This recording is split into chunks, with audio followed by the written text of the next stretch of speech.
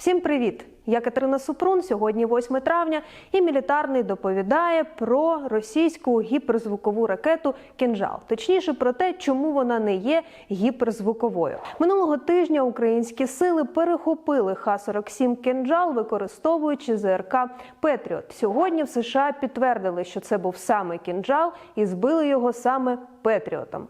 Ця новина, за словами джерел CNN, неабияк потішила Пентагон. По-перше, американські комплекси можуть збивати «Кинжал». Его мощь, могущество, как говорят военные эксперты, могут быть огромными. А скорость делает неуязвимым для сегодняшних систем ПРО и ПВО, поскольку противоракеты, по-простому сказать, их просто не догоняют. По-друге, ракета, вочевидь, не є гіперзвуковою. І по-третє, те, що Путін брехун, це, в принципі, не новина. Уникальные летно-технические характеристики высокоскоростного самолета-носителя позволяют доставлять ракету в точку сброса за считанные минуты. При этом ракета, летящая с гиперзвуковой скоростью, превышающую скорость звука в 10 раз, еще и осуществляет маневрирование на всех участках траектории полета. А тепер будемо розбиратися. Тож «Кинжал» ніяка не гіперзвукова ракета, оскільки гіперзвукова ракета має рухатися зі швидкістю понад 5 махів впродовж всього польоту. І головне, у ній двигун, який забезпечує таку швидкість. А що ж тоді таке «Кинжал», пояснює Юрій Ігнат. Тут треба розуміти, що значить гіперзвукова. Хто придумав це слово? Гіперзвук. Так, є в нас швидкість вимірюється так, науковими, там, як пояснюємо, махами, так, можна казати простіше, щоб людям було зрозуміло, тисячами кілометрів на годину. От ракета «Калібр», так, чи там Х-101 летить з швидкістю 750-900 кілометрів на годину. Інші ракети, вже, які нами обстрілює ворог, там різних типів, так, вже мають більшу швидкість. От Х-22, якою сьогодні вночі обстріляли Одещину, вона летить вже швидкістю 4000 приблизно кілометрів на годину. Там вона є крилатою, але вже падає по балістичній траєкторії. Власне, ракети балістичні, в них своя траєкторія польоту і інша швидкість. Тобто Іскандер-М летить вверх і падає вниз, так, по балістиці, тобто як камінь кинули вверх, і він падає вниз. Оце, власне, і є балістична ракета. «Кинжал» – це аеробалістична ракета. Їй не потрібно тратити енергію, не потрібно їй підніматися вверх. За неї робить літак Міг-31К. Звідти він з висоти понад 10 тисяч метрів, де розріджене повітря, дає менший опір повітря. Він запускає цю ракету, це дозволяє їй набирати більшу швидкість. І там вони в своїх ТТХ розповідають, що це, як вони називають, гіперзвукова сверхракета, так? Вона розвиває швидкість, вони пишуть там 12-15 тисяч, такі цифри, кілометрів на годину. Це доволі таки потужна швидкість, так? На практиці цього перевірити, поки що нема можливості, скільки там насправді вона летить, та ракета. І те, що вона летить швидко, це факт, так? І вона теж летить швидко і вже по балістиці теж опускається вниз, як і «Іскандер». Її так і називають ракета «Іскандер» повітряного базування. А так, аеробалістична ракета Х-47 «Кинжал». Власне, все, що треба знати про цю ракету. Росія використовує «Кинжали» практично з початку Великої війни 2022 року. У травні минулого року офіційні особи США повідомили, що не вважають, що ця зброя може якось вплинути на перебіг бойових дій. За цей період до теперішнього часу росіяни застосували близько 20 «Кинжалів» в Україні. Ті, що ми фіксували точно, це точно вже зафіксовано, можна сказати, там порахувати на пальцях, так. А якщо припускати так, не доведені факти, а які це були факти? Це факти перших днів вторгнення. Ви згадайте, що летіло і скільки. Це неможливо було порахувати, якщо крилаті ракети летять по аеродромах, по засобах ППО, по командних пунктах в перші дні. Все вибухає одночасно, і якщо там десь серед них були «Кинжали», то, мабуть, таки були, правда ж? Тут сумнівів, мабуть, немає в кожного. Тому, в принципі, можна припускати, що такими за неперевіреними даними можна припускати, що понад 20 «Кинжалів» вже було випущено по Україні.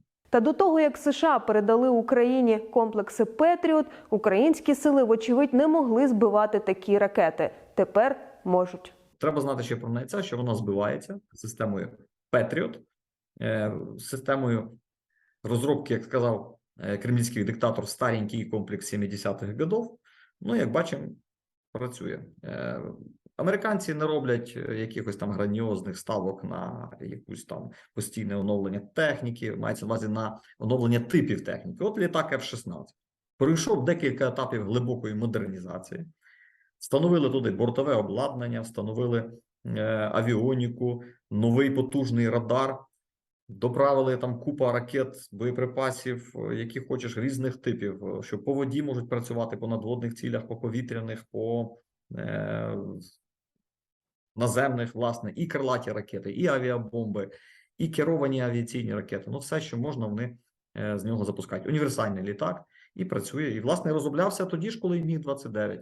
Але той же F-16, він став таким символом американської нації. Це літак, який найпоширеніший у світі на сьогоднішній день. Точно так само і Петріот. Я трошки вже в літаки пішов, але це споріднена тема, тому що Петріот теж саме пройшов модернізацію.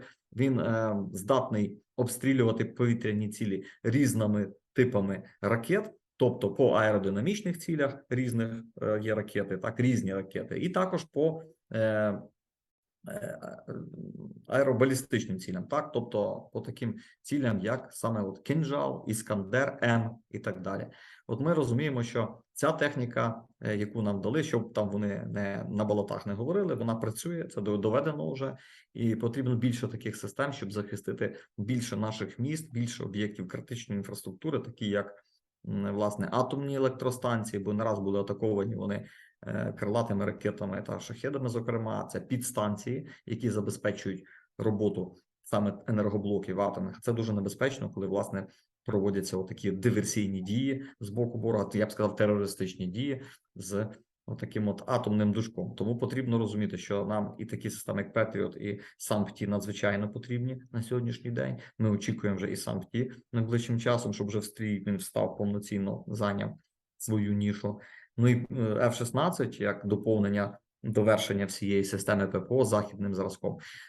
Зрозуміло, що це не буде все одразу. Зрозуміло, що нам потрібно час, щоб повністю замінити старе радянське озброєння на новітні зразки. Коли Путін у 2018 році представляв комплекс «Кинжал», він казав, що його розробили у відповідь на відповідні розробки гіперзвукової зброї країнами Заходу. І на відміну від них, у Росії таке оружие є.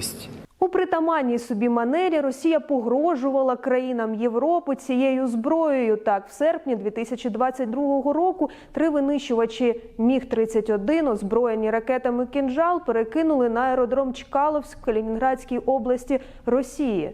Мабуть, щоб побрязкати зброєю перед країнами Балтії та Польщею. Також Міг-31 з ракетами Х-47 базувалися в Білорусі, але після того, як там було пошкоджено літак ДРЛВ А-50 у березні, вже через місяць звідти забрали і Міги разом з їхніми «Кинжалами». Також претендентами на гіперзвукову зброю в Росії є комплекс «Авангард» та ракети «Циркон». Але перевірити реальні їхні спроможності і тактико-технічні характеристики неможливо.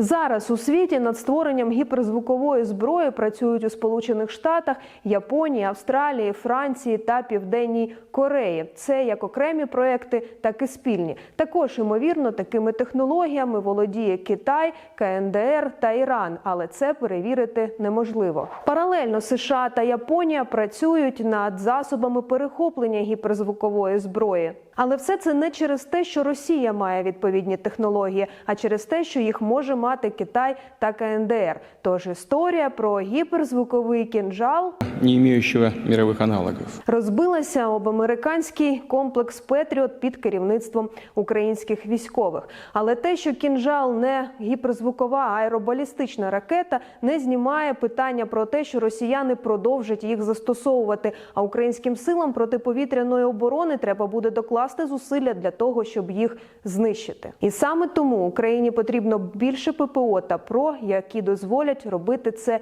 ще ефективніше. Підписуйтесь на Мілітарний, ставте вподобайки. Побачимось в наступних відео.